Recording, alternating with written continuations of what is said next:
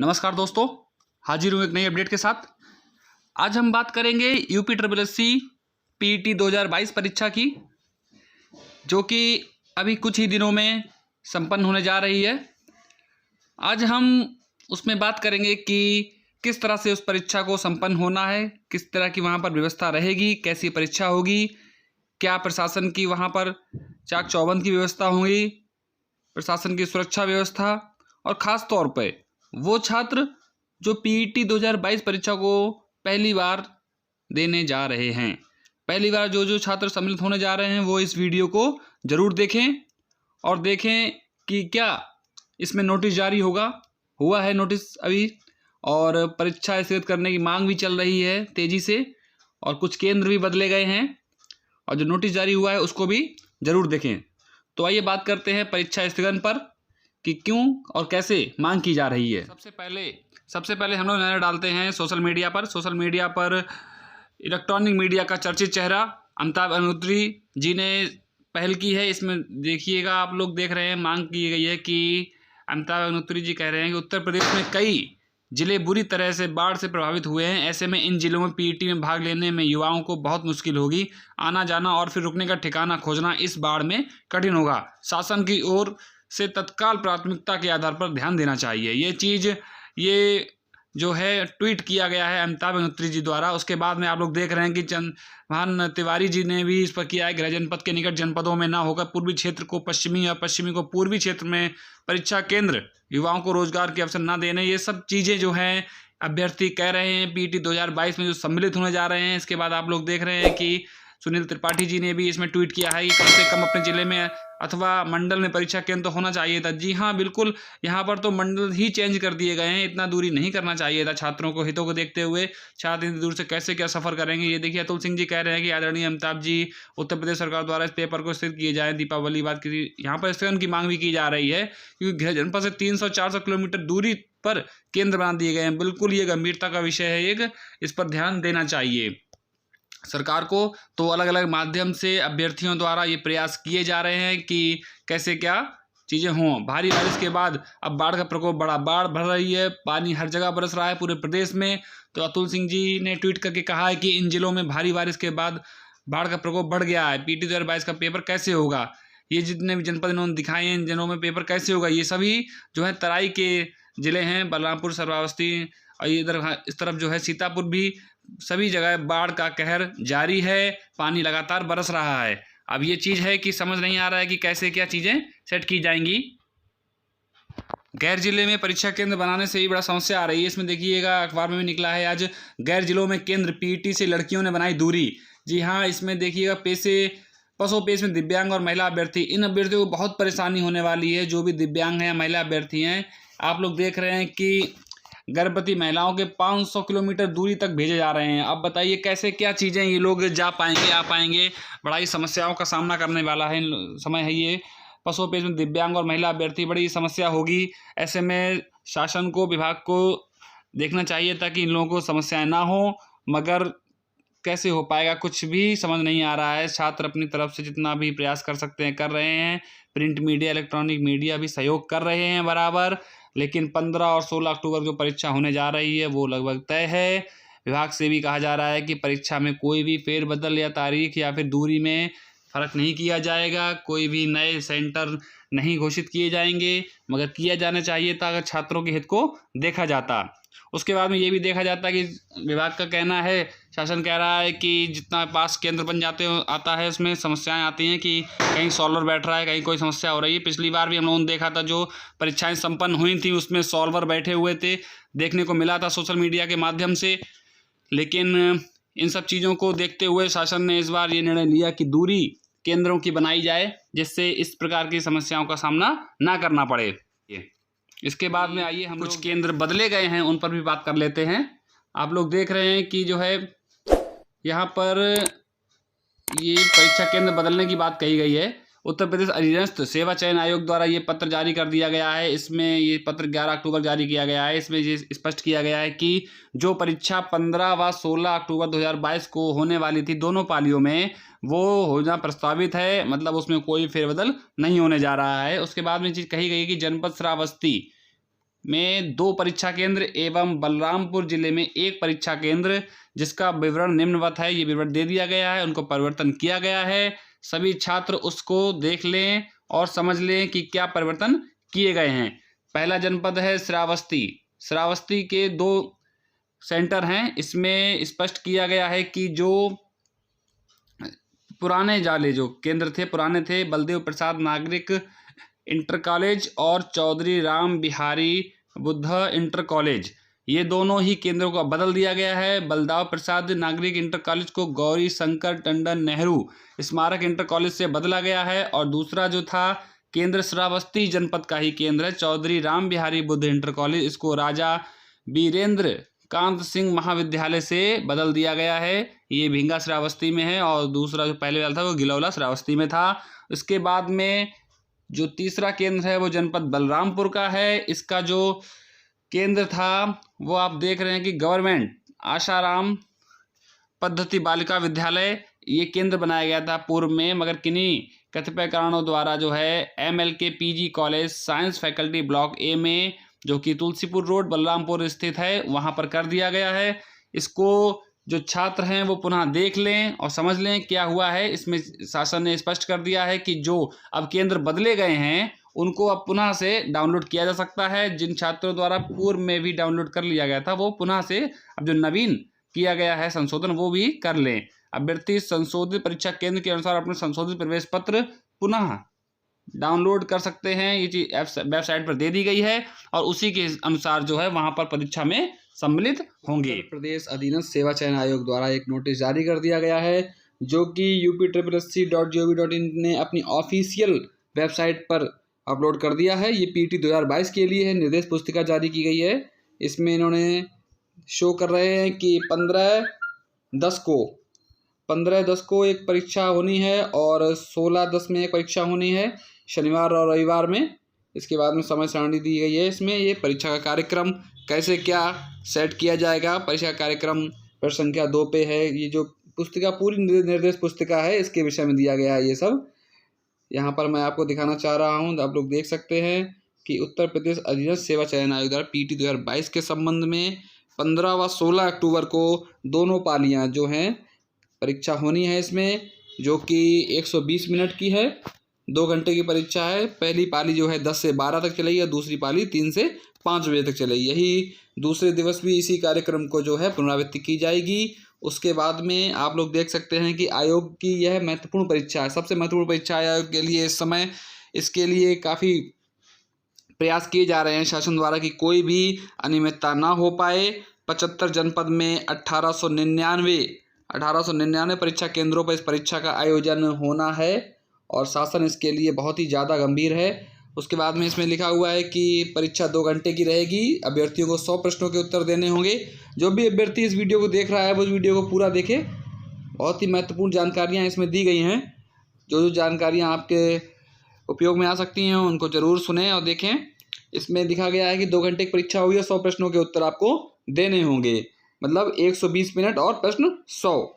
उक्त परीक्षा में ऋणात्मक अंकों का प्रावधान, नेगेटिव मार्किंग रखी गई है। इस बार जो है 1/4 की मार्किंग है। मतलब कहने का इनका है कि अगर आपके 4 प्रश्न गलत हो जाते हैं तो आपका एक सही उत्तर का नंबर काट लिया जाएगा। उसके बाद में परीक्षा प्रणाली के बारे में कहा गया है 2.01 में कि प्रतियोगितात्मक परीक्षाओं की जो प्रणाली है इसमें क्या क्या इन्होंने सुचारू रूप से संपन्न कराने आयोग द्वारा अपनाई गई निरीक्षण प्रणाली की महत्वपूर्ण बिंदुओं को समझाना, तदनुसार निर्देशों का कड़ाई से अनुपालन करते हुए कार्यवाही किया जाना अत्यंत आवश्यक है। उसके बाद में एक चीज़ यहाँ पर विशेष ध्यान देने वाली है कि जैसे कि पिछली परीक्षाओं में देखा गया था कि एक एजेंसी के द्वारा परीक्षा का आयोजन कराया जाता था और वही परीक्षा का जो प्रश्न पत्र होता था वो सेट किया करते थे और वही जो है परिणाम भी जारी किया करती थी एजेंसी। मगर इस बार ऐसा नहीं होगा। यहाँ पर जो है इस बार शासन द्वारा 4 एजेंसियाँ नियुक्त की गई हैं जो कि इस परीक्षा का संचालन आयोजन पूर्ण कराएंगी।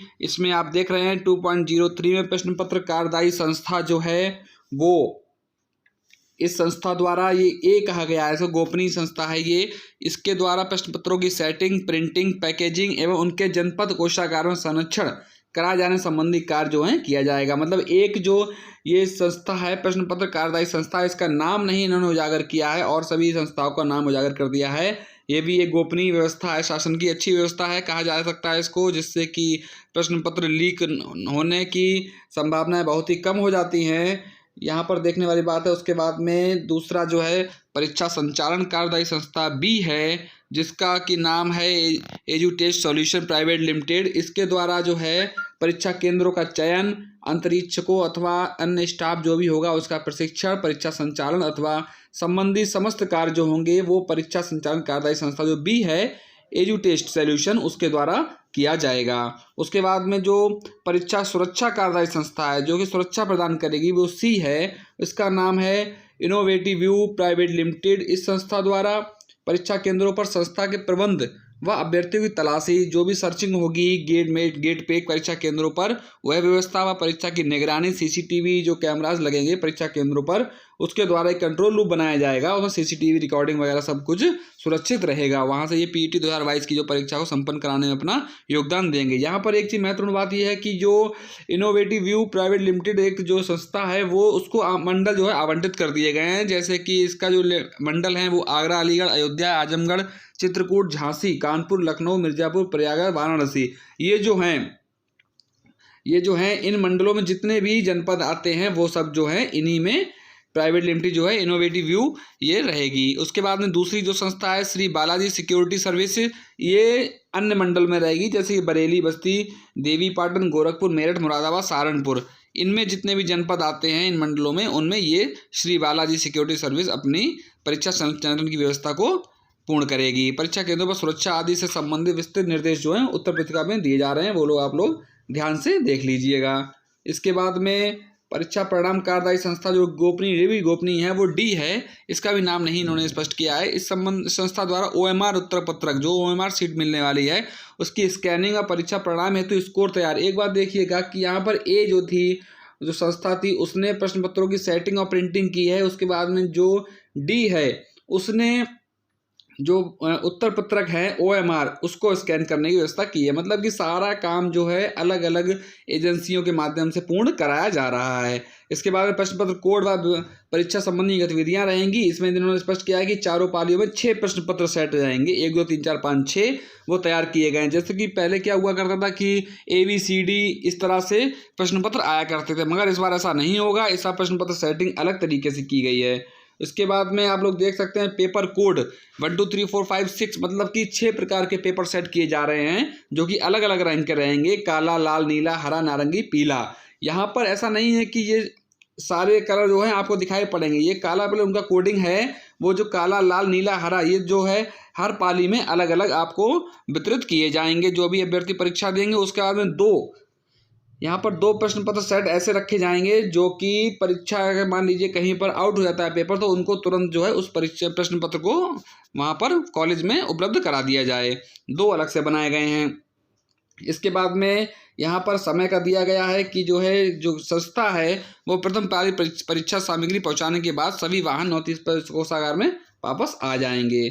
इसके बाद में प्रश्न पत्रों का टंग पर 2 ताले लगे होंगे, ताले वगैरह हैं, ये आपके मतलब का नहीं है। यहाँ पर बड़ा ही स्पष्ट जो निर्देशिका जारी की गई है इसमें बहुत से पूरा कार्यक्रम सेट कर दिया गया है शासन द्वारा कि कहीं पर कोई भी जो है कमी ना रह जाए, परीक्षा संपन्न हो, बहुत ही अच्छे से संपन्न हो जाए परीक्षा। देखिए 1 मिनट टू मिनट का पूरा कार्यक्रम जारी किया गया है सभी का। और इस वीडियो को अगर संभव हो सके तो छात्रों के साथ साथ जितना भी कक्ष निरीक्षक या जो भी कार्मिक है इस परीक्षा संचालन में अपना योगदान देने वाला है वो सभी लोग इस वीडियो को अवश्य देखें। और इसमें अटेंडेंस सीट वगैरह सब भरने का कैसे क्या बताया गया है वो सब कुछ स्पष्ट कर दिया गया है। इन सब चीज़ों को आप लोग देख रहे हैं। इसके बाद में डी परीक्षा संबंधी जो भी बातें हैं जी यहाँ पर ध्यान दीजिएगा कि जो है आप लोग सभी लोग ID कार्ड जो भी आपका रहेगा वो अवश्य ले जाइएगा ध्यान से, चाहे वो आधार कार्ड, पैन कार्ड या वोटर कार्ड कुछ हो, आप अवश्य ले जाइएगा, ध्यान से इश्यू ले जाइएगा। इसके बाद में देखिए उत्तर प्रदेश अधिकारी सेवा चयन आयोग ने एक और यहाँ पर जारी किया गया नोटिस में ही अनुचित साधन का प्रयोग और प्रावधान दंड, मतलब कि आपके द्वारा अगर किसी भी प्रकार का अनुचित साधन वहाँ पर प्रयोग में लाया जाता है तो उसका क्या कैसे दंड रहेगा वो भी यहाँ पर स्पष्ट कर दिया गया है। वास्तविक अभ्यर्थी के स्थान पर, मतलब कि जिस तरह से सॉल्वर बैठा ले जाते हैं, अगर कोई सॉल्वर बैठालता है तो उस पर क्या रहेगा, वास्तविक अभ्यर्थी तथा उसके स्थान पर बैठे हुए अन्य अभ्यर्थी को प्रश्नगत परीक्षा तथा परीक्षा तिथि से 3 वर्ष के लिए जो भी परीक्षाएं होती हैं उनमें उस तिथि, जैसे मान लीजिए अगर 15 तारीख की परीक्षा हुई तो उस दिन से 3 साल के लिए परीक्षाओं में जो भी आगामी होने वाली हैं आयोग की, उसमें डिबार कर दिया जाएगा, वंचित कर दिया जाएगा, मतलब कि वह छात्र कभी भी परीक्षा 3 साल तक नहीं दे पाएगा। उसके बाद में प्रश्न पत्र को कूट रचित कर वास्तविक अभ्यर्थी के स्थान पर अन्य अभ्यर्थी, कूट रचित का मतलब होता है जैसे कोई होता है ना, जैसे फोटो को चेंज कर लेता है, एडिट कर लेता है, उस हिसाब से प्रश्न पत्र को लेके जाता है। अगर वो ऐसा कोई अभ्यर्थी पकड़ा जाता है तो उसको भी जो है 3 साल के लिए डिबार कर दिया जाएगा, वो किसी परीक्षा में सम्मिलित नहीं हो पाएगा। उसके बाद अभ्यर्थी द्वारा प्रश्न पुस्तिका अथवा OMR पत्र की अदला बदली किया जाना। अदला बदली से मतलब है जैसे मतलब एक कक्षा में ही लोग बैठ गए आगे पीछे या अगल बगल रहा अगर उनका रोल नंबर, तो वो अदला बदली कर लेते हैं कि तुम हमारा भर दो हम तुम्हारा भर दें। इस तरह से अगर कुछ भी पाया जाता है तो उनके लिए भी जो है 2 वर्ष के लिए उनके लिए परीक्षा में वंचित डिबार की व्यवस्था की गई है। इसके बाद में परीक्षा कक्ष में मोबाइल, कैलकुलेटर, इलेक्ट्रॉनिक कोई भी डिवाइस ले जाने पर मोबाइल वगैरह, इसके लिए भी जो है प्रावधान किया गया है। यहाँ पर चेतावनी दे दी जाएगी। और आयोग की प्रश्नगत परीक्षा में 1 वर्ष के लिए इनको 1 वर्ष के लिए वंचित या डिबार कर दिया जाएगा। उसके बाद में अभ्यर्थियों द्वारा OMR पत्रक की प्रतियां कक्ष निरीक्षक को न जमा करके अपने साथ देना। कुछ बार होता है कि या फिर कम्युनिकेशन गैप कह लीजिए या फिर ना समझी कह लीजिएगा कि कुछ छात्र होते हैं वो OMR को अपने साथ ही ले जाते हैं, वो कक्ष निरीक्षक को जमा ही नहीं करते हैं। इससे व्यवस्था जो है थोड़ी सी भंग हो जाती है। इनके लिए क्या कहा गया, कक्ष निरीक्षक अथवा केंद्र व्यवस्थापक द्वारा प्राथमिकी दर्ज कराना। अच्छा, इनके लिए जो है FIR दर्ज करवा दी जाएगी। मतलब कहना क्या है, जहाँ तक मैंने पूरा देख कि इसमें कहीं पर भी FIR दर्ज करने की बात नहीं कही गई थी, लेकिन लास्ट में जो पॉइंट है 5th पॉइंट है जहाँ पर OMR सीट जो है अगर छात्र घर ले जाता है तो उसके लिए व्यवस्था कर दी गई है कि वो जो है प्राथमिकी उस पर दर्ज कर दी जाएगी, मतलब कि FIR दर्ज हो जाएगी और कार्रवाई होगी। मुझे लगता है मगर ऊपर जो भी रहे हैं पॉइंट्स रहे हैं शासन द्वारा तय किए गए हैं, इनमें भी एक व्यवस्था ऐसी लानी जानी चाहिए जो कि FIR जैसी होती तो ज़्यादा बेहतर रहता है। यहाँ पर चेतावनी या 3 साल की डिबार वाली बात नहीं है। छात्रों को एक उसके मैसेज मिलना चाहिए अगर वो गलती कर रहे हैं। इसके बाद में हम लोग देखते हैं कि है इसमें मिनट टू मिनट की जो बात कही जा रही थी अभी कुछ समय पहले, हर घंटियां एवं उनके महत्व, मतलब कि कितनी क्या घंटियां बजेंगी। जैसे 9:45 पे घंटी बजेगी प्रथम पाली की, फिर द्वितीय पाली जो 2:45 पे बजेगी, उसके बाद द्वितीय घंटी का क्या मतलब रहेगा, तृतीय घंटी का क्या मतलब रहेगा, हर चीज़ मिनट टू मिनट स्पष्ट कर दी है। परीक्षा समाप्ति पर 12 बजे घंटी बज जाएगी और द्वितीय पाली में 5 बजे घंटी बज जाएगी। मतलब कि किसी भी छात्र को किसी प्रकार की दुविधा ना हो कि हर घंटी का इसमें जो है चीज़ें बता दी गई हैं, किस घंटी का क्या मतलब रहेगा, किसी को परेशान होने की ज़रूरत ना रहे। बहुत ही अच्छी तरीके से नोटिस को जारी कर दिया गया है शासन द्वारा। मुझे लगता है कि अभ्यर्थियों को इसमें कोई समस्या नहीं होगी। सभी लोग जो अग्रिम शुभकामनाएं हैं PET 2022 की, सभी लोग मन लगा करके पढ़ें और इस परीक्षा में सम्मिलित होकर के बेहतर परिणाम प्राप्त करें और चयन पाएं। इसी तरह की नई नई अपडेट प्राप्त करने के लिए आप लोग हमारे चैनल से जुड़े रहें। चैनल को सब्सक्राइब करें, लाइक करें, कमेंट करें। धन्यवाद।